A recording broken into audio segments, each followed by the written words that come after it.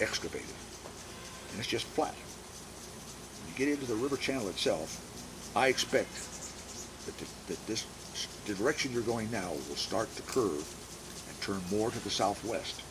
For some reason, it's now running, and it'll run right up against a different ridge or whatever on farther in, and it forced the river to turn, and it'll go across this way. It was still meandering, and like I say, no one's ever figured out where it comes out. Somewhere's in a delta region, it's just a hodgepodge of different streams coming together, layered, running together. American Hill is just very complicated. So that's what you're looking for, and I expect it to be underneath the cliff. And you're going to find a lot of river rocks you already have, because they worked so close to the bottom trying to get some money. They were flooded out down below, so they had to go back and really do some work with what wasn't flooded, that they had just taken the main gut and skimmed the cream off the top. And this caused a very weak area out where it was exposed to rain and snow and all that sort of stuff. I expect that tunnel to go underneath the lava cliff before it makes any turns or anything else. But it's the outside bend of the river at that one meander. Did they work year-round there, or did they come out in the winter? You know, most places stored stuff. If they had stuff they needed to work, they couldn't work it. They had to wait for the water to thaw out. So they just accumulated. When they built their flume, they built some 16 to 1,800 feet to the west. They built some shallow, you'll see them, dams. And they would stockpile stuff during the winter. A lot of people worked during the winter. They had to. They worked all winter, though. They worked all winter, but they couldn't really separate until spring. Yeah. Then they had snow melt, they could catch it, and then they had lots of water. Yeah. And it wasn't frozen. And there's several books you can read about that were written for the operations they did over north, in the northern part of the county, about the guys stockpiling and working through the winter and how deep the snow is back there and all that stuff like that. There was a lot more snow and a lot more rain in the 1860s than there is now. Any idea where the Nebraska name came from? I think the Nebraska name, no, I really don't know where it came from, but you find in that area, there are several mines, both hard rock, and there's one other placer mine that's close by. All had state names. Yeah. Arizona, Alaska, or wasn't it? It was a territory maybe by then. Sure. And then the Nebraska, and then that may have been all, but I don't know. Some of the mine names were just from the part of the country these people came from. They just used familiar names. Are you getting him on there too? No, I can't see him. I'll zoom in on him if I see him. He does that to attract the attention of the females, and most of the time they pay no attention to him whatsoever. He has only two things on his mind his entire life existence: sex and food. That's it. Anyway, most of the time you find that the place names came from people's experience. People came from Pennsylvania, named their mines after features in Pennsylvania. These guys came a little bit later on, a lot of them, the City of Sick people from the central part of the country, from Nebraska, from places like that. And when I found the name, that was the key to doing the research. You have to know the name of a mine. Yeah. You can't find out anything about it. And there's the archives for the paper in Forest City.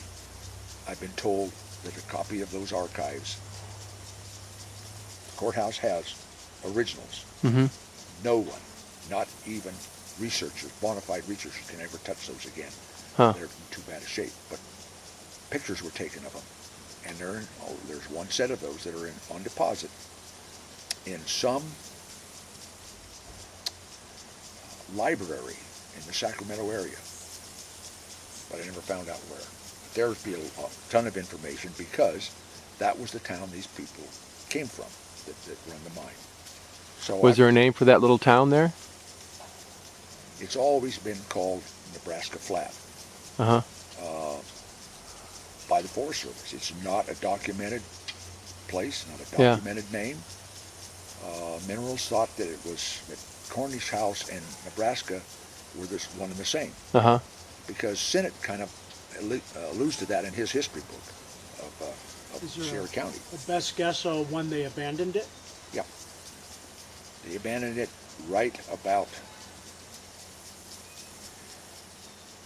let's see, they didn't get into it until really started working. Their big play after they finished the long tunnel, 1861, 1862, 1863, by the end of the Civil War, they were gone. I studied trash, old bottles, like books and books and books. And I didn't care for the bottles. I thought bottles were kind of why would I want to find something you can drop on the floor and break a $64,000 bottle? Gold doesn't break if you drop it on the floor. You just have to lose it or somebody steals it from you. And that hasn't happened yet to me. So I to get the information that I needed to help me find gold, where the old timers were, because where there's somebody living, the only reason for them to live there was basically, if they weren't on a trail or on a wagon line, was gold. And they lived as close to it as they possibly could. Well, I checked all the shards of glass from bottle diggers and whatnot in that area, and there is nothing that the Civil War soldiers brought to this country when they flooded the whole country when the war was over. Mm-hmm. Stuff that they created back east a demand for, but there was no demand for those products out here. When you find those products in a town, then you know it was after the Civil War that people were still here, Yeah. but not up there. There's nothing. The glass is 1850s, 1860s. Was There's there no a town dump or just Everybody just threw it out their window, yeah, so. out in their yards. Mm-hmm. And nobody bothered to come.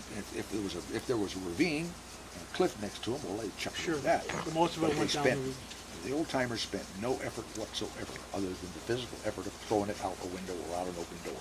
Did you ever metal detect the old town? Towns are very difficult to metal detect. There's so much garbage in there. It's really tough. What the bottle diggers do is they just dig in and around where the cabin sites were. And this was a fairly large town at one time. But I knew enough about all I needed to do was just look at the shards to tell. There's certain things I look for. And there's the two major items that the Civil War soldiers brought to this country was a bitters. It was very popular. And a medicine company's products out of Philadelphia. And I know what all of those things look like. Right. They're distinctive. And there's nothing over there.